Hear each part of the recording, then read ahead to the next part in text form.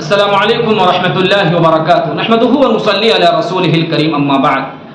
امید کرتا ہوں کہ آپ بخیر و عافیت ہوں گے۔ اللہ رب العزت آپ کو ایسے ہی اپنے حفظ و امان میں رکھے اور تمام بلاؤں اور مصیبتوں سے اللہ آپ کی حفاظت فرمائے۔ دوستو، آج کی اس ویڈیو میں آپ کو صلاۃ التسبیح کے فضائل اور اس کے ادا کرنے کا طریقہ بتاؤں گا، اور یہ جو میں طریقہ بتانے جا رہا ہوں بہت آسان طریقہ ہے، بہت سہل طریقہ ہے۔ طریقے بہت سارے ہیں، لیکن میں جو آپ کو آج بتاؤں گا اس کو غور سے سنیں اور عمل کی کوشش کریں۔ بہت آسان طریقہ ہے۔ ہماری مائیں اور بہنیں اگر ہماری اس ویڈیو کو دیکھ رہی ہیں تو وہ بھی عمل کی کوشش کریں اور غور سے سنیں۔ بہت آسان طریقہ ہے۔ اگر آپ ہمارے چینل پر پہلی مرتبہ آئے ہیں تو چینل کو سبسکرائب کر لیں اور لائک کر لیں۔ دوستو، سب سے پہلی بات آپ یہ سمجھ لیجئے کہ صلاۃ التسبیح جو نماز ہے ادا کس طرح کیا جائے گا، کیا طریقہ ہے اور کتنی رکعتیں ہیں۔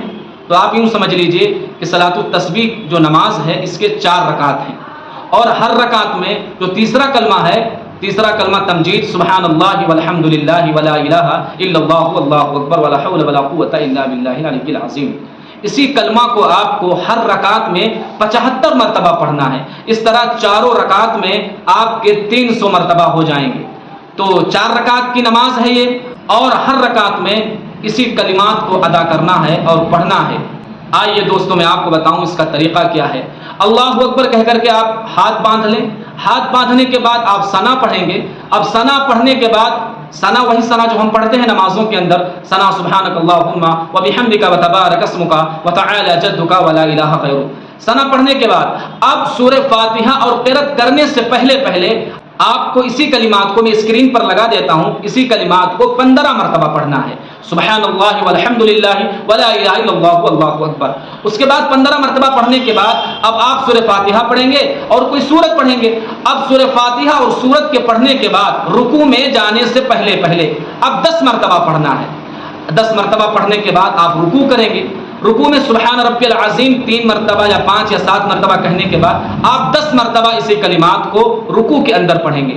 اب رکوع سے اٹھنے کے بعد سمی اللہ لمن حمدہ ربنا ولک الحمد کہنے کے بعد رکوع سے اٹھنے کے بعد قومے کی حالت میں، یعنی جب ہم کھڑے ہوں گے رکوع سے تو کھڑے ہونے کی حالت میں 10 مرتبہ پڑھیں گے۔ 10 مرتبہ پڑھنے کے بعد اب ہم سجدے کے لیے جائیں گے تو سجدہ کریں گے۔ سجدہ میں سبحان ربی الاعلی کہنے کے بعد اب 10 مرتبہ اسی کلمات کو پڑھیں گے۔ اس کے بعد ہم بیٹھیں گے جلسہ میں، اس کے بعد پھر 10 مرتبہ پڑھیں گے۔ اس کے بعد 10 مرتبہ پڑھنے کے بعد پھر ہم دوسری سجدہ کے لیے جائیں گے۔ پھر دوسرے سجدہ کے اندر بھی ہم سبحان ربی الاعلی کہنے کے بعد اسی کلمات کو 10 مرتبہ پڑھیں گے۔ اگر ہم اس طرح سے پڑھیں گے تو ہر رکعت میں 75 مرتبہ ہو گئے اور 4 رکعت میں 300 مرتبہ یہ کلمات ہو جائیں گے۔ اس طریقے سے اگر ہم پڑھیں گے تو ہماری نماز بھی قبول ہوگی اور بہت اجر و ثواب جو اللہ کے رسول نے فرمایا ہے وہ اجر و ثواب بھی ہم کو ملے گا۔ فضیلت کیا ہے؟ فضیلت یہ ہے کہ اللہ کے رسول صلی اللہ علیہ وسلم نے اپنے چچا سے کہا کہ چچا جان حضرت عباس سے رضی اللہ تعالی عنہ کہ میں آپ کو ایک عطیہ نہ بتاؤں، میں آپ کو ایک ہدیہ نہ دوں، میں آپ کو ایسی 10 خصلتیں نہ بتاؤں کہ اگر آپ ان کو کر لیں تو آپ کے تمام گناہ معاف ہو جائیں گے، بھولے سے ہوئے ہوں یا جان بوجھ کر کے ہوئے ہوں یا چھپ کر ہوئے ہوں یا ظاہری طور پر یا کھلم کھلا کسی بھی طریقے کا گناہ ہو، سارے گناہ معاف ہو جائیں گے۔ اس کے بعد اللہ کے رسول صلی اللہ علیہ وسلم نے اسی نماز کو سکھایا جو میں نے ابھی آپ کو بتایا۔ کہا جاتا ہے کہ اگر رنج اور مصیبت ہے تو اس مصیبت اور رنج کو دور کرنے کے لیے یہ نماز بہت مفید ثابت ہوتی ہے۔